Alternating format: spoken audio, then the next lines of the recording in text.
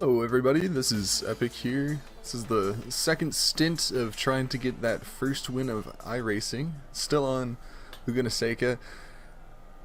I'm going to give you guys a little spoiler. I did eventually end up winning on Laguna Seca. I recorded all these before actually editing them down. But you don't get to know when. It could be three of these videos from now. It could be the next one. You never know. Anyway, we end up passing P2 there as the Red Bull colored car anyway spins out in front of us, and just like that, in our fourth attempt at this, first place.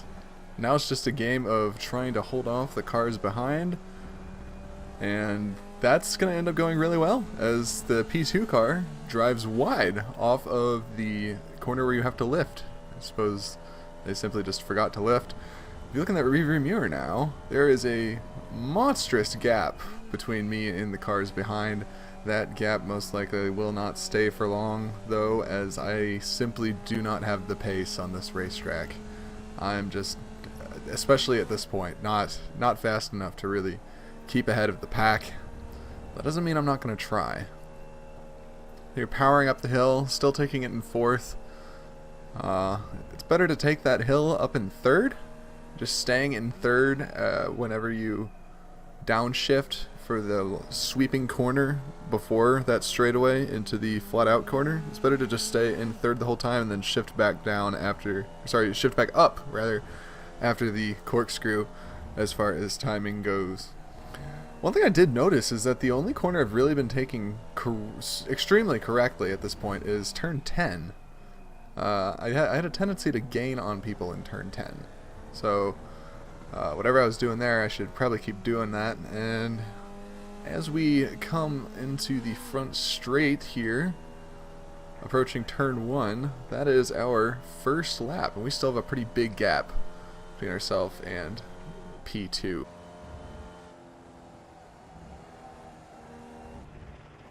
Here you can see me absolutely binning it, and this is what's going to allow the car behind that spun earlier to pass me by. Rather unfortunate that that happened, but what are you gonna do? That's racing. That corner lost me a few good races, as I would take it too hard and mess it up. Here into turn 1, I'm gonna, while trying to chase down the front car, gonna lose it a little around the corner. Just grit my teeth, time to get back to grinding. Still in P2 at this point. Come in a little short to that corner, and we just go over, getting ourselves an incident point, but keeping it relatively straight, not losing too much time. And approaching turn 11 once again, we see the white flag, still in second place. The car in front is all but gone. The car behind, also invisible. Cannot see it anywhere. But rather uneventful last lap, and just bring it home to finish the race off in P2, which I'm fairly sure up to this point was my best finish. So I think I could have won. I was behind by about 3 seconds if I hadn't binned it around turn 10, but that's racing. So here we go. This time we've qualified to P2, and this fella's just gonna send it right up the inside. A false start there, but because of what he did, I'm able to. P1 basically got a bad start because of him being in the way. So I saw the whole thing happen. That's one advantage of VR. So I was able to just get on the gas and follow this guy around the track, try to pull away from the leaders, because he's gonna have to go in for a serve a black flag in the pits. Now, a random thing to keep in mind, my dad was actually watching me for this race. My dad did some, I can't remember if it's SECA or SCCA. Anyway, my dad did some racing at some point. Nothing too much, but he knows what an apex looks like. And I was really struggling getting through turn 1. I slowed down too much on that sweeping corner all the time as well.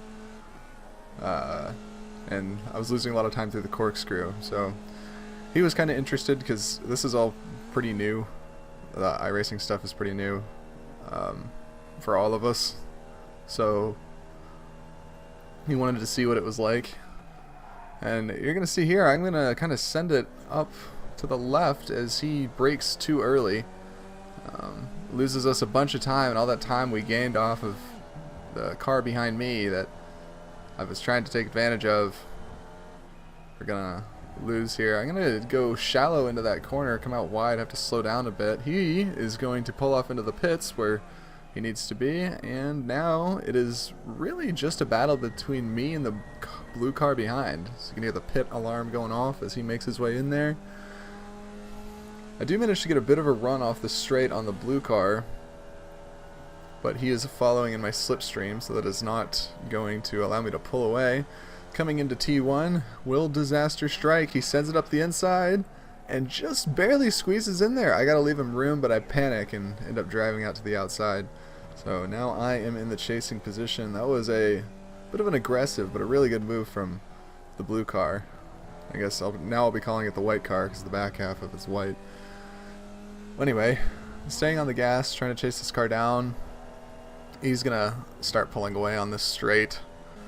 He's gonna cut back to the flat out section here, and I'm just gonna clip the red mound there, and it's gonna send me out into the outfield. My tires are dirty. Somehow don't get past, but now I'm very much behind the car in front. You can see a car nosing up the outside. I stay inside to defend and end up getting a run out of the Corkscrew, making it that much harder for them to keep up, especially since turn 10 usually goes well for me. They're also staying inside for some reason, not really using the whole track. That's going to pull me away a little further. Coming into turn 11, hard on the brakes, and I don't quite get on the gas as early as I probably could have, but it's enough to get a run on him. I defend up the inside, break that slipstream. Coming into turn 1, he's still back there a little further. Sorry, that's not turn 1, that's a sweeping corner.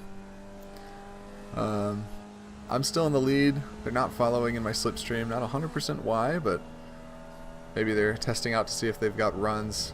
And they have a bit of a moment through that corner. I'm able to pull away quite drastically. Not that it'll matter too much, because they're going to catch back up as I brake for the Corkscrew. Just due to the fact that I usually lose 3 or 4 tenths there. But lucky enough, maybe the pressure of me in front was enough. I managed to maintain the lead I had.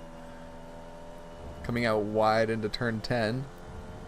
They're still back there, applying pressure. I don't quite cut in as nice as I could have, and it's going to result in them getting a bit of a run up the inside. But I'm able to come to the outside rather. I'm able to come to the outside though and defend it.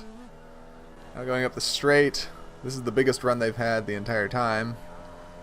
They're around the outside. I'm going to stay on the inside line and brake and just go loose and slide out and just get passed by the whole field. So we've gone from basically first place to getting passed by pretty much everybody, which is unfortunate. But in a lot of ways, I don't really mind when stuff like this happens. Obviously I wanted to win, but when stuff like this happens, it's a great opportunity to go and do some actual wheel-to-wheel racing. When you're out front, or you're only racing one car, that can be kind of boring. I really like when there's like 3 and 4 cars all together. It's always a good time trying to navigate your way through a pack. So here I've got a run on the blue and yellow car. I'm coming up the inside. Gonna have to leave room for them though. But they end up cutting in while going incredibly slow. So I'm forced to get hard on the brakes. Lose all that momentum I was planning on carrying out through the corner. I want to default to the outside slipstream, but the blue and yellow car once again cuts across me. Forces me to slow down, but the orange car just loses it. Not sure if they got clipped by the yellow car out front or what happened there, but they lose it off to the left, or I suppose the black car. Going into the Corkscrew, we all brake earlier than we need to, but of course they get a bit of a better exit, but the slipstream is going to make up for that on my part. And we're having some close racing going into turn 10 here. The blue and yellow car is going to go wide. I'm going to stick on the outside line. It's going to allow the black car to get away. But I am going to be able to maintain being even with the blue and yellow car and sort of send it up the inside here. But he's going to get a better run, and I'm going to be forced to jump back into the slipstream as the white flag flies. So we're going to be going up the straight, just trying to maintain slipstream here. I don't think he's in the tow of the black car in front, so chances are the black car is not going to be passable at this point because me and the blue car have been fighting. So I get late on the brakes here, but the blue and yellow car goes wide and spins out. Same thing I did a few turns ago. I'm going to be able to now focus on getting myself in position where if the black car in front is to mess up or spin out or do anything wrong, I'll be in a good spot to take advantage. Into turn 10, I've made up a lot of time, but I don't know if that's going to be enough to get by. Braking hard into turn 11, I get a really nice run out of the corner. We're pulling up alongside, and this isn't NASCAR, they can't just spin me out. So I'm actually going to send it up the outside and pass them right at the end of the race, which is awesome. Managed to get myself into 4th. I dropped down to P7 when I initially spun out, made up 2 more positions. So given I qualified P2 and was basically running P1 for most of that race, it's really not a great result, but I was still happy with the racing at the end of it. That was a good time. Now my favorite part of these Formula V races is the starts. It's because of how close everybody is together. You can see that I get a better start than the blue car, and the in my head I pronounced that as the Simp It car, but it's supposed to be the Sim Pit car. But anyway, the Simp It car goes wide, and I end up staying in position but not getting taken out, which was the goal. I'm always a little careful going into turn 1 in these Formula V races because this isn't the top split. A lot of the drivers are still inexperienced. We're on the faster end of the inexperienced drivers. Some of us might be fast, but we're not good racers. So I like to leave room on turn 1 for people to make mistakes, and that's worked pretty well for me on Laguna Seca. So the 2 leaders are starting to pull away a bit. That's alright though, they're going to be fighting each other as they're really close. So I'm just kind of trying to make good time with the orange car in front of me. I wouldn't mind passing him just because at this point I'm already a little frustrated with some of the lines they're taking. A little slower than I'd like. Of course, if we come into the corkscrew and they're going to get a run away. That's one thing I should probably learn, is that it's like Kenny Rogers. You got to know when to fold them and when to run away. Or sorry, when to hold them and when to fold them and when to run away. But I'm not going to have to worry about that as I slide off of turn 10 for I think the second race this video. I get passed by a blue, light blue, and a blue and yellow car here. I do manage to get the inside line, but that is not going to help me all that much, as I'm going to have to tuck in the slipstream of the blue and yellow car and hope that it tows me along, and it does, luckily. I come out to the outside here, thinking that he'd take the inside defensive line. I was wrong, but he does end up going a little wide. Since I was early on the brakes, I'm able to make a move up the inside. A really nice, clean move, honestly. Just capitalizing on that mistake from the blue and yellow car.